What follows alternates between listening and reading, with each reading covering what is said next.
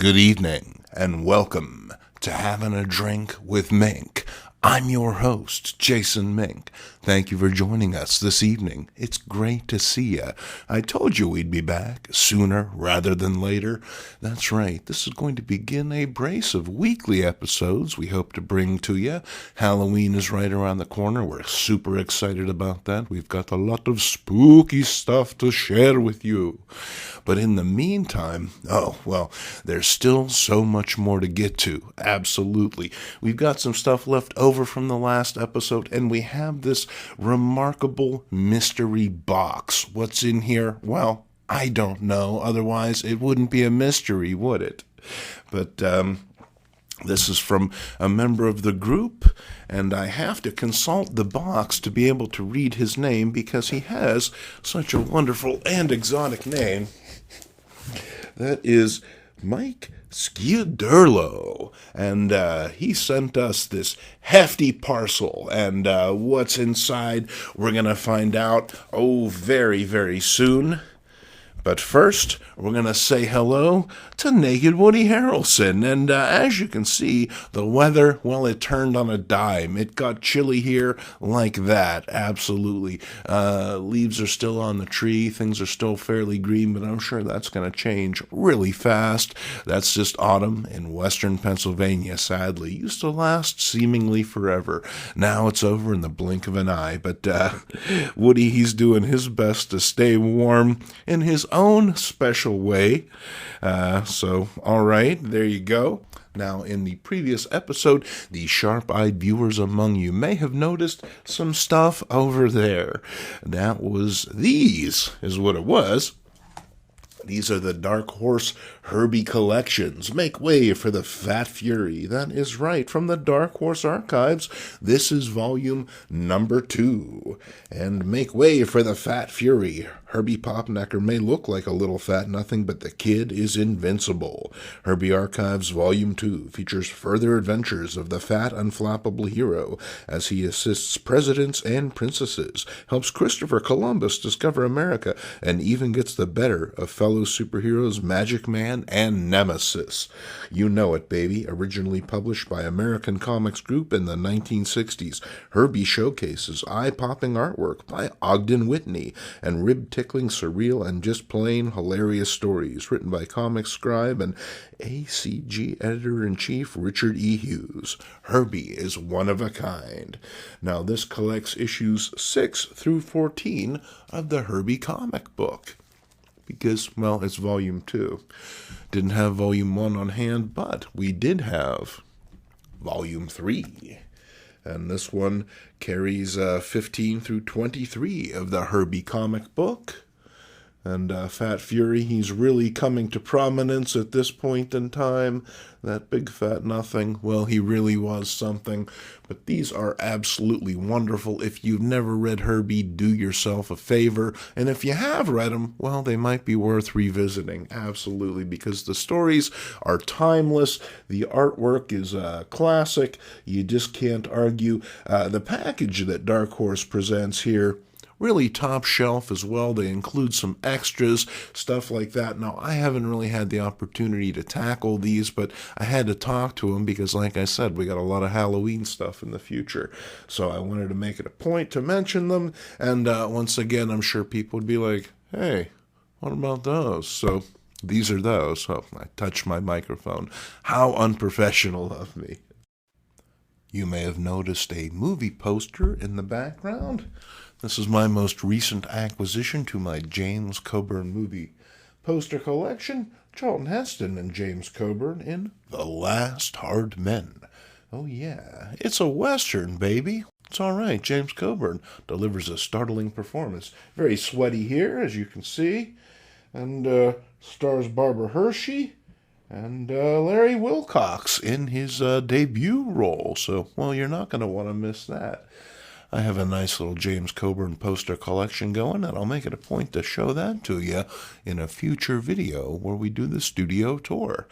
Absolutely, something to look forward to. Speaking of something to look forward to, this box, well, it's been burning a hole on my desk. I can't wait to see what's inside. Thank you so much, Mike. Thank you so much, Stabby Joe. He's back, ladies and gentlemen. I found him wandering the streets late one night covered in barbecue sauce. I didn't ask too many questions. Ultimately, we just need him. And as it is, we'll forgive his occasional failings and disappearances. Let's get this box open.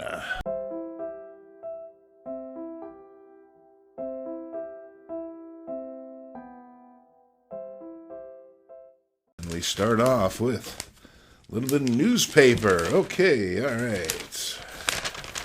It's the Daily Bugle. Spider-Man, a menace? Why, I won't hear of it, J. Jonah Jameson.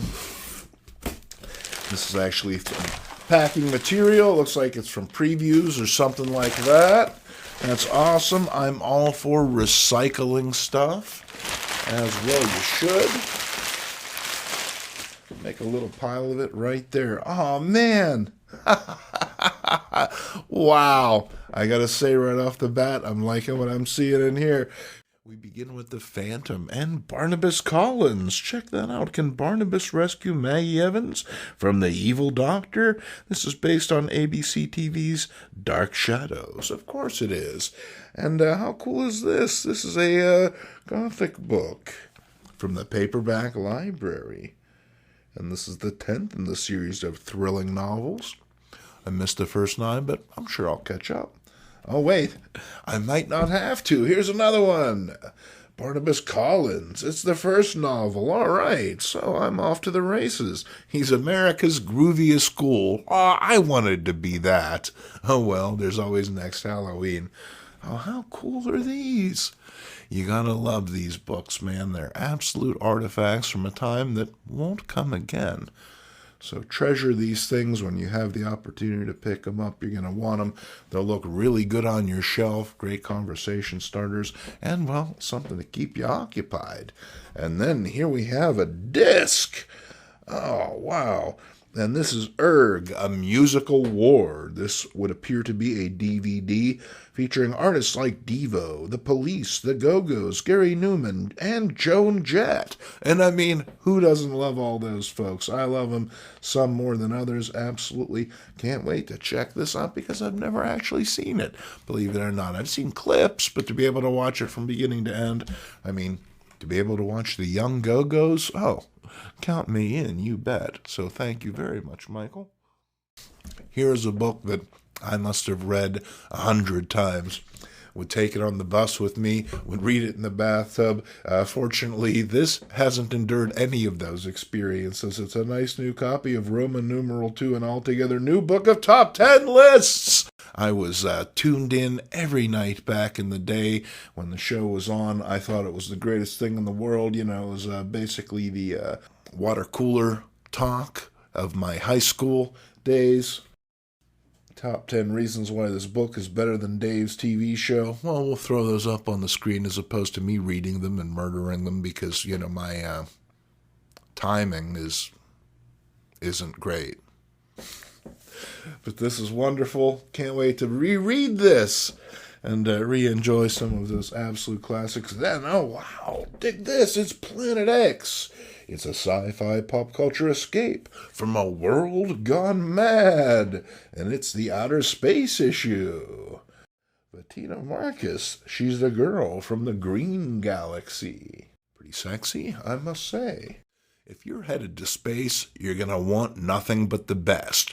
You're going to want the best spaceship. You're going to want the best astronauts. And you're going to want the best smoke. And the best smoke, we all know, is Lucky Strike. That's right. It stimulates the oxygen zone so that you can do more astronauting. Oh, yeah. When you're headed to the moon, you're going to want to smoke a Lucky Strike. Before, during, and after. And they're not just cutting me a check. Make it out to cash. And then here's some bizarre adventures. Here's one I've never seen before. This is Paradox, and he will decide the fate of an empire. It's pretty cool. It's got kind of a Dune-esque kind of a thing. These bizarre adventures were always a lot of fun. Gave creators the opportunity to just run with the ball, ultimately. This is an anthology book, so there are a number of different stories in here, I think. Seems like the first one's kind of long, and then there's a couple shorties in there. Very cool, nonetheless. And then we have some Deadly Hands of Kung Fu. Oh, yeah. Dig that. You're kicking that guy right in the face. What are you going to tell your mom when you get home, huh? Hey, Bruce Lee, he kicked me in the face. She's going to say, you know what? You deserved it. Absolutely. It was the 1970s. We all knew better than to talk back to Bruce Lee.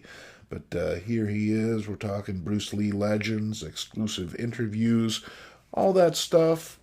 On the inside, we got some nifty little photo montages if you want to try these moves at home. What?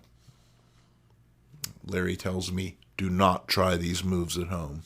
So, got a couple stories in here, some features. The Dragon in Waiting. Oh, yeah, that's what made these Marvel magazines so interesting, where they were an absolute mishmash. You got articles, you got comics, stories, and, other fun little features that you wouldn't get anywhere else.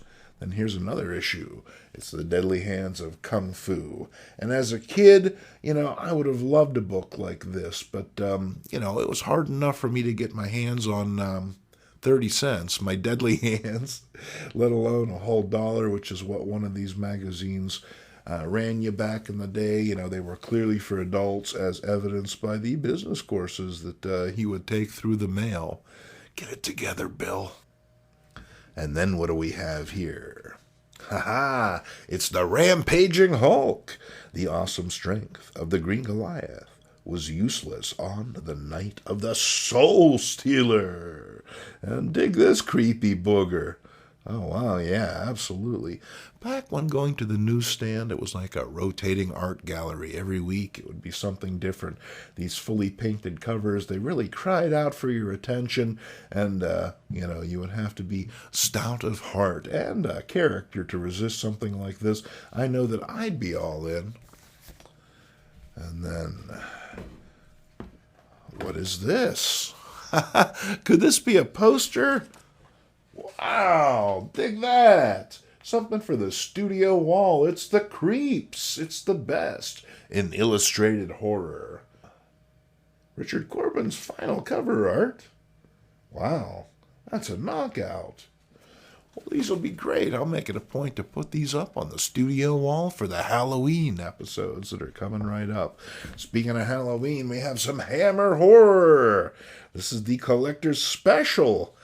How about Captain Kronos, Vampire Hunter? Now, you know that me being a big Mego guy, I've been advocating for a Captain Kronos figure for a long time. And now that Mego has the Hammer license, what are we waiting for? And then let's pull these books out. Oh, I don't want to mangle them. It's the A-Team. And BA battles the Sumo. Yeah, there were a lot of sumos around in the 1980s. It was just like the tree had fruited. They all started falling off at once. Here's Avengers number 242. All right, Avengers, the party is over. And I remember buying this book down at Hides and being very excited. It seemed like a new Avengers era was beginning. Here's the Vision coming back from a coma, and he experienced some very interesting character development in the next 20 issues or so. And then here's Francis, brother of the universe. Speaking of interesting character development, well, Francis might have Vision beat as far as it goes. Granted, he couldn't necessarily walk through walls or make it with sexy witch chicks, but, I don't know. Maybe he did. I'll have to read the comic. Francis. And then, it's Dr. Graves. And, wow. This is a presentation that I've never quite seen before. Now I see 85 on here, November of 85. So I guess this is right at the end of that Charlton run.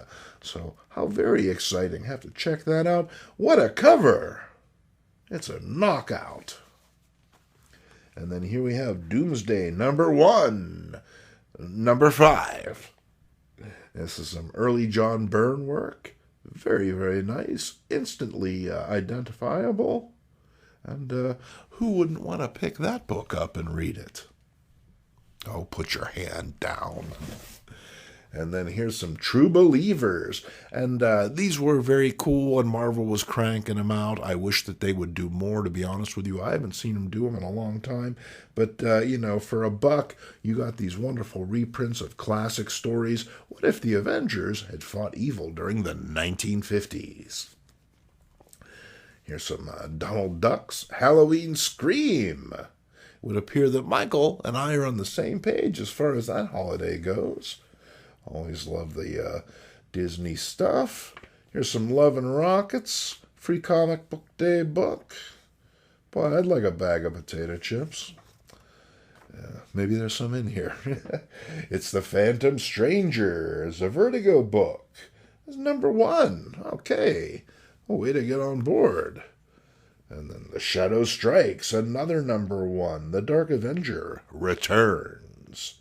#2, The Shadow, The Lord of Death. And then here's a Marvel Team Up Annual, Spider-Man and Alpha Flight. I remember picking this one up and not really knowing a whole lot about Alpha Flight, but anything where Spidey was wearing that black costume at the time was mandatory, am I right? And then here's another True Believers. And this is Eternals #1, which is great because when I heard the book was hot, well, I dumped my copy. Oh, yes, I did. Daddy needs a new pair of everything. And then here's some Tarzan Family featuring Korak. Oh, Korak's pretty sexy. I would have pegged her for a Melody or perhaps a Gale. And then here's Prince Namor, the Submariner. And this is a really nice book. Oh, that's really sharp condition. A 20 center. And here he is rocking that 70s suit. A lot of people feel fairly contentious about it, but I've always liked it. And here's that Huey, Dewey, Louie. And Instant Camping. Thought that said Instant Griping. Be about right. And here's some Star Slayer, The Log of the Jolly Roger. Another book that I've never read, but PC Comics, that was Pacific Comics, for those of you not in the know, produced some very cool books at the time. Well worth checking out. And then I was delighted to see these in here. You remember Ray Bradbury comics? Well, they're back in card form. Okay, they're not. Actually, these cards were included with the polybagged comics, the Ray Bradbury comics back in the 1990s from Topps. Oh, yeah. And here's Ray hatching out of an egg, much to this little dinosaur's dismay. And then my favorite, here's some Dan Brereton artwork. Very striking. Then we have First Comics. Now, this was a company that I supported as a teenager. I was all about the Badger Nexus. I thought that the First Comics product is very interesting. This is a book that I never had the opportunity to read, but Michael Moorcock is an interesting dude, to say the least, whether he's writing comics, novels, or just getting up on stage with Hawkwind and freaking out. Here's Hawk Moon and Man God's Amulet. There's another one. Oh, there's a nice little run of them. And then, I remember the Silver Age classics. These were the forerunner of those cheap Marvel books. $1 got you the first appearance of Supergirl. Take that. Lovely presentation, very nice, and there were a couple other stories in there as well. And then we're going to flash back a couple years. This is Claw the Unconquered, #4. And I don't have this one, but I really like the cover. Dig that. And then here's Mark Waid and Peter Krause's Irredeemable, #5. Don't know a thing about this book. Don't read new comic books, to be honest with you, but I'll give it a look. Since it's in here, absolutely. But I'll probably look at Grimjack first, because, well, how could you not? Dig that, it's Slavering Werewolf. Here's some more Grimjack. Oh, yeah, First Comics, They brought us so much fantastic stuff, and so much of this stuff is available in the dollar bins today. So well worth going in there, fishing them out, because you'll do yourself a favor and you'll do your comic book shop a favor as well. Make room for all those magic cards that everyone wants. And then here's Renegade Press, Robin Snyder's Revolver. And this month it's some sci-fi adventure with Star Guider. All right, why not? Has kind of a pulpy vibe. Looks interesting. Almost Ditko-esque, if you will. And then, here's a book I've heard a lot about. It's Knights of the Dinner Table. This is number 41. And then here's some Crystar, the Crystal Warrior. Does anyone remember the toy line, Crystar, Crystal Warrior? I thought they were pretty neat.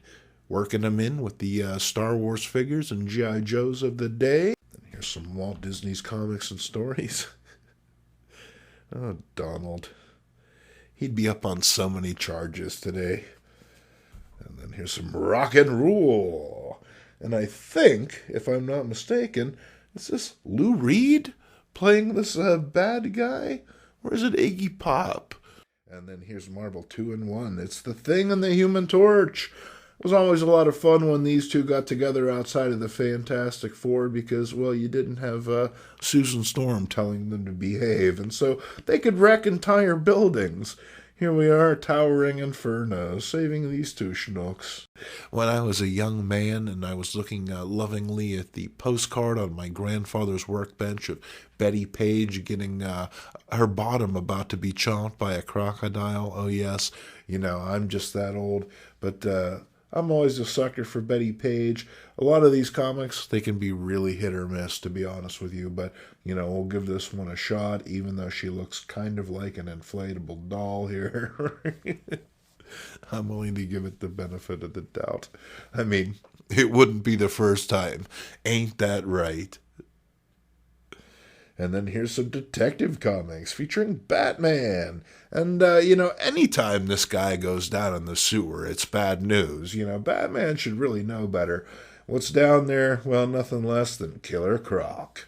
And a bunch of nasty green slime. If I'm not mistaken, this is an Alan Davis cover. Very early Alan Davis art. This is a cool era right before Nightfall. And we saw a resurgence of a lot of classic villains. All right, now here's a cover that couldn't help but grab your eye on the newsstand. As a kid, I know that I say that a lot, but, that was kind of a motivating factor as far as I was concerned, because seeing a character in a situation that they weren't in ordinarily, Batman, buried in the snow and about to be shot by a bunch of hillbillies, well, yeah. I'm interested for sure. I'll give that a shot. I've seen Spider-Man fall off a building a dozen times. And then we're going to finish things off with some Uncle Scrooge. And very topical because, hey, Christmas is right around the corner. Can you believe it? I sure can't. My wallet can't.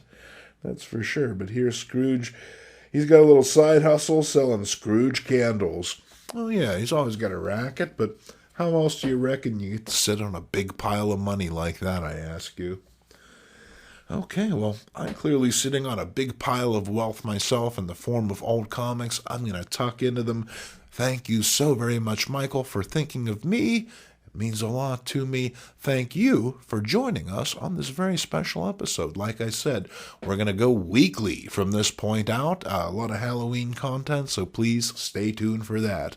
Until the next time, for myself, for Naked Woody Harrelson, for Godzilla, and all of us here, cheers.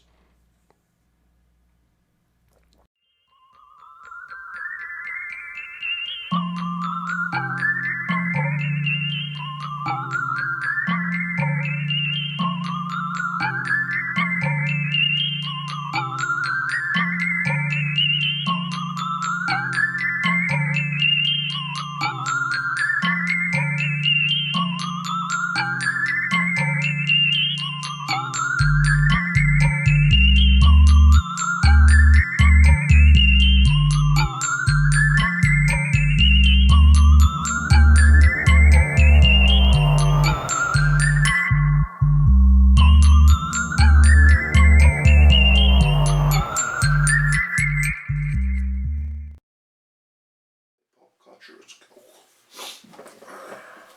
Maybe that's the problem. I'm getting stuffy. Larry, I'm getting stuffy. Can I have a pill, Larry? Can I have an injection? Can I have a pill and an injection?